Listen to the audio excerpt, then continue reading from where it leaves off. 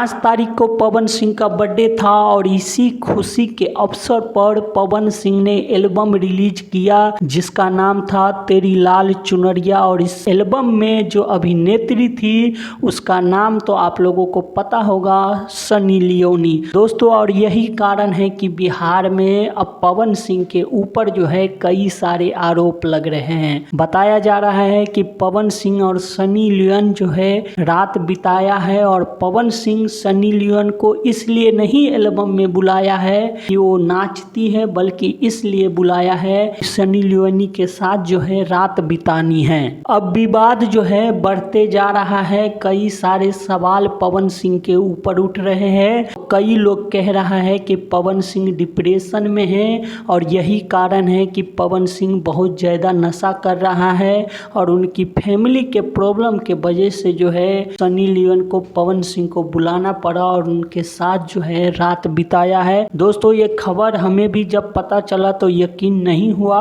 पर बहुत सारे लोग इस बारे में अब खुलकर बात कर रहे हैं।